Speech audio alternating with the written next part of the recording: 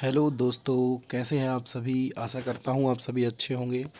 और आज हम आपके लिए लेके आए हैं बाल मनोविज्ञान से संबंधित एक संज्ञानात्मक सिद्धांत जिसका नाम है जेरोम ब्रूनर का संज्ञानात्मक सिद्धांत। और यह जो सिद्धांत है यह वर्ग 3 की दृष्टि से बहुत महत्वपूर्ण है तथा इसके अलावा भी अन्य जो राज्यों से संबंधित टेट के एग्ज़ाम होते हैं और सी टेट के एग्ज़ाम होते हैं उसमें भी इसको पूछा जाता है। तो चलिए शुरू करते हैं। जो जेरोम ब्रूनर का संज्ञानात्मक सिद्धांत है तो ये जो है बहुत हद तक जीन पियाजे के संज्ञानात्मक सिद्धांत से मिलता जुलता है। तो जेरोम ब्रूनर का संज्ञानात्मक सिद्धांत किन बातों पर बल देता है पहले हम देख लेते हैं। जेरोम ब्रूनर एक अमेरिकी मनोवैज्ञानिक थे। ये बात हमें याद रखनी है कि जेरोम ब्रूनर जो थे वो अमेरिकी मनोवैज्ञानिक थे। इन्होंने संज्ञानात्मक विकास पर नया सिद्धांत दिया जो कि जीन पियाजे के संज्ञानात्मक विकास सिद्धांत की वैकल्पिक रूप में पाया जाता है, मतलब वैकल्पिक रूप में इसको दिया था। ब्रूनर ने संज्ञानात्मक विकास का मॉडल प्रस्तुत किया था। उनके अनुसार यह वह मॉडल है जिसके द्वारा मनुष्य अपने वातावरण से सामंजस्य स्थापित करता है। तो उनका मॉडल जो था उन्होंने ये बताया है कि इसके अनुसार ही बालक जो होता है वो अपने वातावरण में सामंजस्य स्थापित करता है। ब्रूनर ने मुख्य रूप से इस बात पर बल दिया कि शिशु अपनी अनुभूतियों को मानसिक रूप से किस प्रकार व्यक्त करता है। ब्रूनर ने ये बताया है कि शिशु अपनी मानसिक अनुभूतियों को एक स्टेज में किस तरीके से व्यक्त करता है।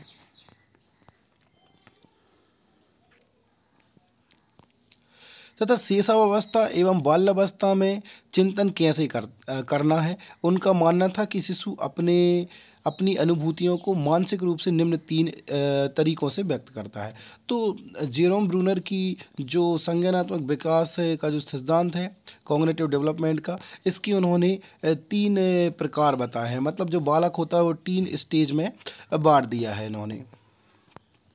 तो संज्ञानात्मक विकास से संबंधित जो 3 स्टेज हैं वो हैं, पहली है आइकॉनिक इनएक्टिव स्टेज, इसको बोलते हैं संज्ञानात्मक प्रतिनिधित्व या संक्रियता विधि।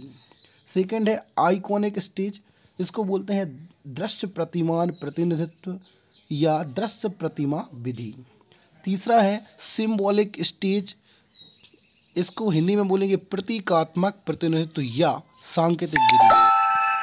तो आपको ये याद रखना है, ये बहुत ही महत्वपूर्ण है और यही एग्ज़ाम में पूछी जाती हैं कि इस स्टेज के अंदर क्या लक्षण रहते हैं विशेष, या इनएक्टिव स्टेज के क्या विशेष लक्षण है, इसमें क्या होता है, आइकॉनिक स्टेज में क्या होता है, सिंबॉलिक स्टेज में क्या होता है। तो आपको याद रखना है कि जेरोम ब्रूनर ने मुख्य रूप से 3 स्टेज को बताया है। इनएक्टिव स्टेज यानी कि संक्रियता विधि, आइकॉनिक स्टेज यानी कि दृश्य प्रतिमान आइकॉन बना लेना है ना, जिसको हम कह सकते हैं कि जो जीन पियाजे का सिद्धांत है मूर्त संक्रियात्मक अवस्था उससे मिलता जुलता है। ये दृश्य प्रतिमान मतलब वो जो बालक होता है उसे दृश्यात्मक चीज़ों से वो ज़्यादा समझता है, मूर्त चीज़ों से ज़्यादा समझता है, या प्रतिमा विधि। फिर है सिंबॉलिक स्टेज, ये कंक्रीट स्टेज जो जीन पियाजे का जो थ्योरी है कंक्रीट स्टेज से संबंधित है, यानी कि फॉर्मल स्टेज से संबंधित है। इसमें बालक जो है अपनी ध्वनियों के द्वारा अपने भावों को व्यक्त करता है तथा वह तार्किकता को भी जोड़ लेता है।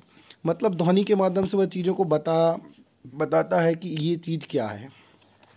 तो सिंबॉलिक स्टेज, प्रतीकात्मक प्रतिनिधित्व या सांकेतिक विधि।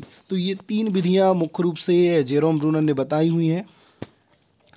ये देख सकते हैं आप, learning model, inactive stage learn through movement और एक्शन, आइकॉनिक इसमें लर्न थ्रू इमेज और icons, symbolic stage learn through abstract symbols. मतलब बालक जो होता है फर्स्ट स्टेज में जैसे ये पुस्तक के साथ खेल रहा है बालक, फिर लुक एट पिक्चर मतलब चित्र देख के वो चीज़ों को समझ रहे हैं, फिर रिसर्च कर रहे हैं, मतलब उनकी फॉर्मल स्टेज यहाँ पे आ जाती है, तार्किक स्टेज। तो सक्रियता विधि जो पहली स्टेज बताई थी, इस विधि में शिशु अपनी अनुभूतियों को शब्द इन क्रियाओं के माध्यम से व्यक्त करता है, जैसे भूख लगने पर हाथ पैर हिलाना, रोना आदि। फिर इसके बाद जो सेकंड स्टेज है दृश्य प्रतिमा विधि, ये होती है 18 से 24 माह के बीच में। हाँ, आपको इसकी एज भी याद रखनी है। दृश्य प्रतिमा विधि इसकी एज है 18 से 24 माह के बीच में, यानी कि बालक जो होता है इस समय 1.5 साल से 2 साल के बीच की यह स्थिति है, आइकॉनिक स्टेज।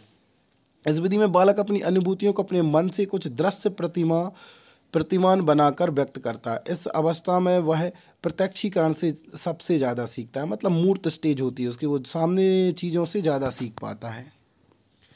फिर है सांकेतिक विधि, सिंबॉलिक स्टेज। यह है 7 वर्ष से आगे।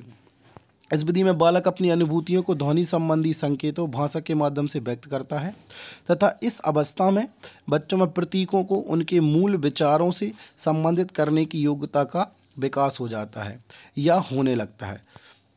शिक्षा में उपयोगिता क्या है? जेरोम ब्यूलर की जो सिद्धांत है उसकी शिक्षा में क्या उपयोगिता है? तो बालक की मानसिक शक्ति के अनुसार शिक्षण विधियों के चयन में हमने ये देखा कि जेरोम ब्यूलर का जो सिद्धांत है उसमें अलग अलग स्टेज में उसकी मानसिक स्थिति बदलती जाती है। पहली स्टेज में वह अपने भावों को रो के व्यक्त करता है, हाथ पैर हिला के व्यक्त करता है। फिर वह दृश्य देख के अपनी चीज़ों को बता पाता है, क्योंकि मूर्त संक्रियात्मक अवस्था होती है। फिर वह फॉर्मल स्टेज में होता है, तार्किकता उसकी बढ़ जाती, सिंबॉलिक स्टेज में होता है।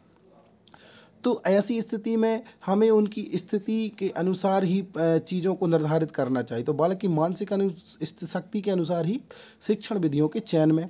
फिर है बच्चों के स्तर के अनुसार शिक्षण योजना के नियोजन, क्रियान्वयन एवं मूल्यांकन प्रक्रिया में आवश्यक संशोधन कर बालक का समुचित बौद्धिक विकास किया जा सकता है। इसके बाद मानसिक स्तर के अनुसार पाठ्यक्रम के निर्माण में, मतलब बच्चों का जो स्तर चल रहा है उनकी एज देख के और उनका मानसिक स्तर देख के ही पाठ्यक्रम बनाना। फिर नए प्रकरणों को शुरू करने से पूर्व ज्ञान को लेकर शिक्षण योजना बनाने में, मतलब बच्चा कितना जानता है उसके अनुसार ही प्रकरण को बनाना। ब्रूनर के सिद्धांत की क्या विशेषताएं हैं? यह सिद्धांत तो बालक के पूर्व अनुभवों तथा नए विषयों से समन्वय स्थापित करने के लिए अनुकूल वातावरण तैयार करने पर बल देता है। तो पहली बात यह है कि बालक पहले से कितना सीखे हुए हैं और अभी बालक कितना जानता है, उसके अनुसार ही उसकी पूर्व अनुभवों से नए अनुभवों को जोड़ना। फिर है यह सिद्धांत सीखने में पुनर्बनन पर जोर देता है, मतलब रेनफोर्समेंट पे जोर देता है, पुनर्बनन पे जोर देता है। फिर इस सिद्धांत की मान्यता है कि विषय वस्तु की संरचना किस प्रकार हो कि बच्चे सुगमता से सीख सकें। फिर इस सिद्धांत के अनुसार शिक्षा बालक में व्यक्तिगत व सामाजिक दोनों गुणों का विकास करती है। ये सिद्धांत बताता है कि बालक में व्यक्तिगत गुण और समाज से जो वो लेता है सामाजिक गुण, दोनों गुणों का विकास होता है। तो ये था आपका जेरोम ब्रूनर का संज्ञानात्मक विकास सिद्धांत, और इसकी PDF भी मैं आपको लिंक में प्रोवाइड करा दूंगा। और इसके अलावा अब मैं आपको 2 मिनट फिर से रिवाइज करा देता हूँ। संज्ञानात्मक विकास का सिद्धांत जो जेरोम ब्रूनर का है उसकी मुख्य रूप से 3 अवस्थाएं बताई गई हैं। चलिए बताइए आप कौन कौन सी अवस्थाएं हैं।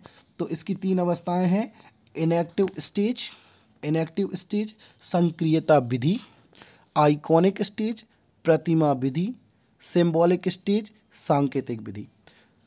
पहली संज्ञानात्मक प्रतिनिधित्व इनएक्टिव स्टेज है, यानी कि संक्रियता विधि, बालक सक्रिय रह के रो के अपनी इंद्रियों के द्वारा चीज़ों को व्यक्त करता है। आइकॉनिक स्टेज मतलब बालक मूर्त चीज़ों से अपनी चीज़ों को व्यक्त करता है। फिर सिंबॉलिक स्टेज मतलब बालक में तार्किकता विकसित हो गई है, अब बालक को यहाँ पे जो मूर्त चीज़ों की आवश्यकता नहीं है। तो ये 3 स्टेज बताएं: इनएक्टिव स्टेज, आइकॉनिक स्टेज और सिंबॉलिक स्टेज।